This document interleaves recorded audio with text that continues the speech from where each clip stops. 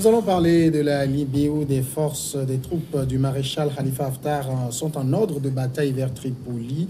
On ira en Guinée, la création d'un fonds contre un troisième mandat du président Alpha Condé, le Bénin, les législatives, la manifestation de l'opposition dispersée à Cotonou. Et puis le Togo, un nouveau bureau à la Commission électorale nationale indépendante.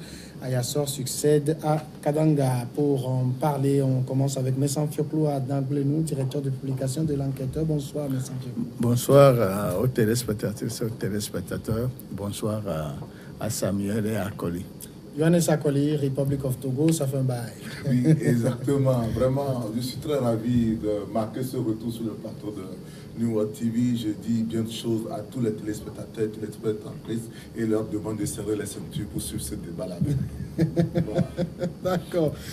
La Libye, pour commencer, un convoi armé de l'homme fort de l'ex-libyen, le maréchal Khalifa Haftar, a pris position à moins de 30 km de Tripoli, siège du gouvernement d'union nationale, suscitant de fortes craintes d'un embrassement militaire dans ce pays divisé. Le Conseil de sécurité de l'ONU doit se réunir en urgence ce vendredi à la demande du Royaume-Uni pour discuter de la situation libyenne. Deux autorités se disputent depuis des années le pouvoir dans ce pays après la chute de Kadhafi.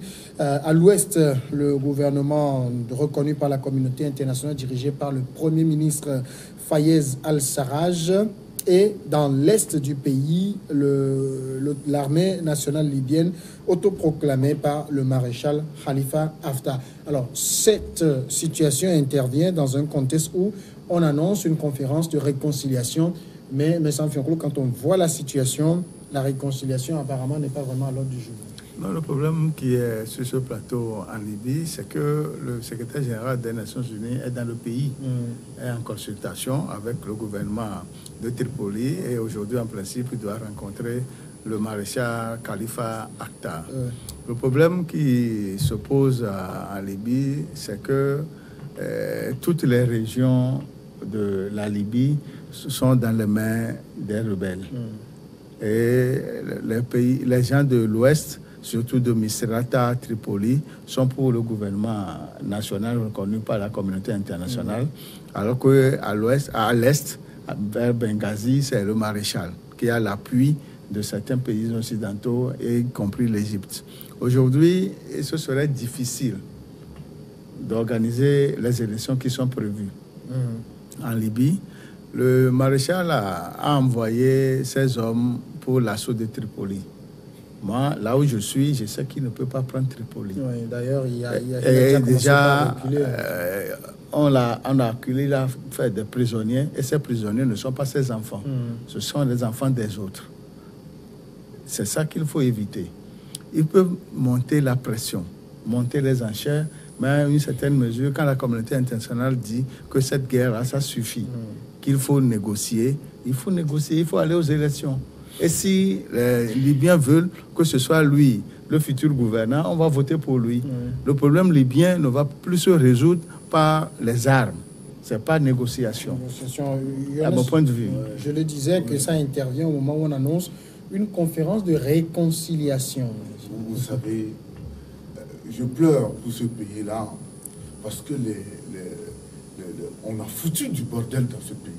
Si vous m'excusez par rapport à ça, les grandes puissances, ces États-là qu'on appelle les superpuissances, les États-Unis, la France, ils ont créé du chaos là-bas. Ce qui se passe en Libye, au-delà de ce que le doyen Fioclou vient de dire, c'est une question du jeu des puissances, ce qui se passe. Parce que le sol libyen est un sol qui est riche en ressources. Donc chaque puissance, là, les grandes puissances du monde se disputent ces ressources-là. Si on prend les rebelles, qui arment les rebelles, tous ces dispositifs, tout cet impressionnant dispositif militaire, les gens sont lourdement armés jusqu'aux dents. Qui fabrique les armes? Qui arme ces rebelles-là? Ce sont les questions qu'il faut se poser. À qui profite le crime? Si on pose toutes ces questions, on se rend compte, même la visite du secrétaire général, moi je dis tout ça là, c'est du pipeau. Parce qu'ils savent que là-bas, les ressources qu'ils sont en train de tirer, ils n'ont pas intérêt que ce pays-là retrouve la paix. Il y aura la réconciliation en Libye, c'est du chimère.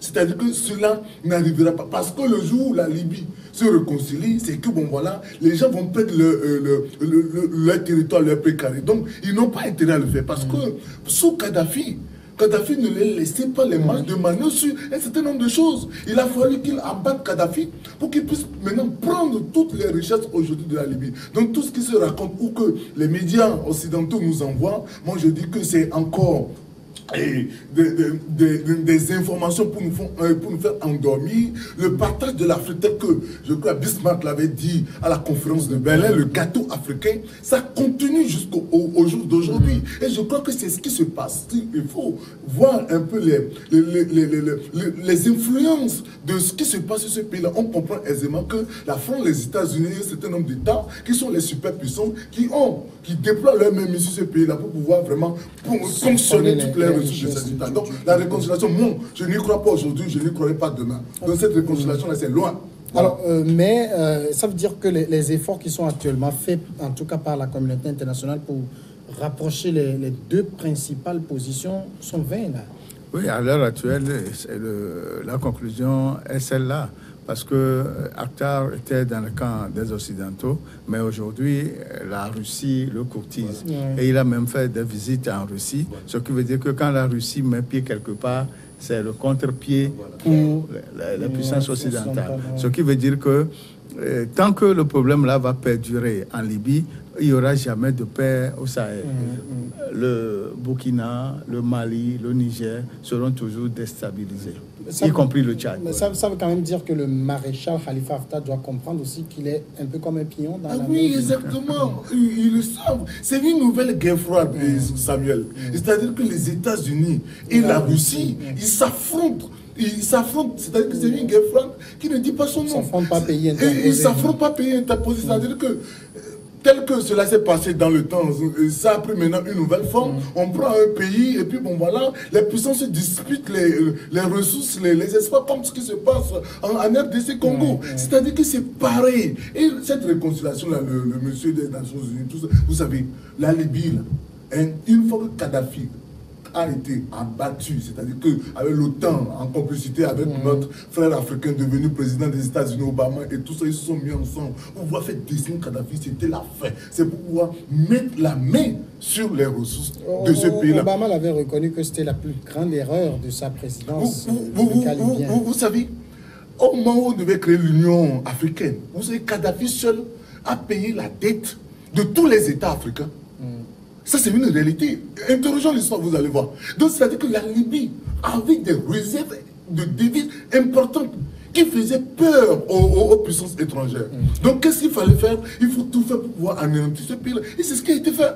C'est ce qui a été fait. Maintenant, aujourd'hui, on dit les rébellions en armes, monsieur qui part de l'Est, veut attaquer Tripoli, il y a un gouvernement d'union à Tripoli, tout ça, c'est de la grosse merde. Ils savent ce qu'ils sont en train de faire. D'accord. Le gouvernement qui est quand même à Tripoli, reconnu par la communauté internationale, dirigé par le Premier ministre Fayez Al-Sarraj, ne contrôle quasiment que Tripoli. Alors que Haftar, à l'Est, une bonne partie du Sud. Alors, ce que peut-être dans la logique de Haftar, si j'arrive à prendre Tripoli, j'ai ma main mise sur tout le territoire et je fais ma loi. Oui, et quand tu prends un peu l'itinéraire, la carrière militaire de Haftar, il était le commandant de la région sud dans l'armée libyenne de 1969 à 1983. Et quand il avait tenté de prendre la bande d'Aouzou, François Mitterrand, président à l'époque, n'a pas accepté et il a été défait. Et le service de renseignement américain, la CIA, l'a détourné et l'a ramené à Virginie. Et là, il est devenu un agent double. Et c'est suite à la guerre de 2011 qu'il est revenu en 1914 pour pouvoir, et on lui a donné les armes, il a chassé le djihadisme de Benghazi. Et depuis lors, c'est les Occidentaux qui ont les pions et qui font le jeu. Et il arrive des fois que des avions de chasse bombardent ses ennemis. Ces avions de chasse provenaient de quel pays? Il faut voir. Et en même temps, il est le rempart des frères musulmans. Ce qui fait l'affaire de l'Égypte. Ce qui veut dire que ce général, bien qu'il soit encombrant, est utile. Il est utile. La tête de l'Égypte des États-Unis, parce qu'ils sont derrière. D'accord. Alors, il y a quand même un levé de bouclier. Washington, Paris, Londres, Rome, Abu Dhabi ont tous appelé les partis libyens à faire immédiatement cesser les tensions. Ça ne faut pas croire à ça. Non, ça, en tout cas, ça, c'est le factuel. C'est les faits, ça. Ce sont des discours qu'on nous sert pour nous faire endormir. D'accord. Ce qui se passe, comme on disait tout à l'heure, ces puissances-là, ils doivent contrôler les ressources qui sont dans notre pays. Parce que c'est immense, c'est énorme.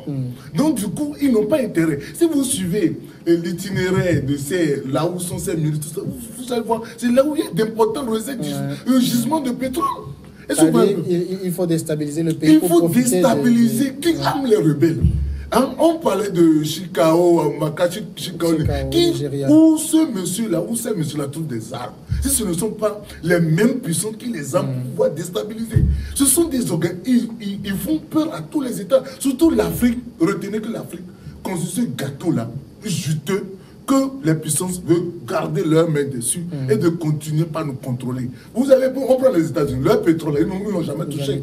Mais il faut qu'on ponctionne tout en Afrique. Et ça ne finit même pas. Donc il faut tout faire pour faire. Parce qu'il y a à un moment donné un éveil de conscience où, quand par exemple un dirigeant veut un peu voir clair, rapidement, il faut lui envoyer les rebelles. C'est la nouvelle arme qu'on nous envoie aujourd'hui. On te dit, faites attention, sinon on te crée tout de suite une rébellion qui va te faire foutre la merde, qui va t'embêter tous les jours, jusqu'à ce qu'on te renvoie du pouvoir. Et le droit, je trouve tout à l'heure parler de frères musulmans. Vous avez vu ce qui s'est passé en Égypte, où le monsieur qui est élu, et rapidement, allez, on formate un coup, et puis on le sort du pouvoir, et que la communauté n'a rien dit. Vous comprenez? Et ça a commencé par l'Algérie en 1991. Exactement. C'est-à-dire que ce sont un groupe de 5 États qui décident de l'avenir du monde. Et c'est ce qu'ils sont en train de faire. C'est ça. Alors maintenant, ça veut dire que, en tout cas avec la situation en Libye, ce pays risque d'être dans le chaos encore pour longtemps. Hein? Oui, si les pressions ne sont pas fortes, si ces pressions ne sont pas fortes et que des discussions de couloir n'ont plus de sens, d'intérêt, je pense qu'on peut réaliser quelque chose en Libye. Le problème est simple, que le général Haftar sache que le pouvoir à notre époque actuelle, au XXIe siècle, ce n'est plus par la force des armes, c'est par les urnes. Sous réserve que ce pays n'a vraiment jamais connu les urnes. Hein. Le pays n'a jamais connu des urnes, mais cette fois-ci, il faut qu'on le fasse. Il faut se demander si les Libyens savent voter. Mais vous savez, tout se passe une fois dans la vie. Ce qui n'est jamais fait peut arriver une fois. Et c'est pourquoi moi j'ai l'habitude de dire souvent qu'en politique, on ne dit jamais. Le premier ministre de Tripoli, qui est reconnu par la communauté internationale, à voir ces déclarations, ce monsieur est prêt pour toutes les compromissions possibles pour qu'il y ait la paix en Libye. Parce que le peuple libyen ne comprend pas pourquoi cette guerre. Au temps de Kadhafi, ils avaient des logements, ils avaient la nourriture, ils avaient les bourses d'études, ils avaient tout, mais aujourd'hui, ils payent l'électricité. Et certains même n'ont même pas le minimum pour vivre à cause de cette guerre. Et la partie du pays qui a été vraiment piétinée, par exemple, Misrata et autres, c'est ceux-là qui ne veulent pas composer avec Haftar. D'accord. On va aller à la pause, on revient tout de suite après.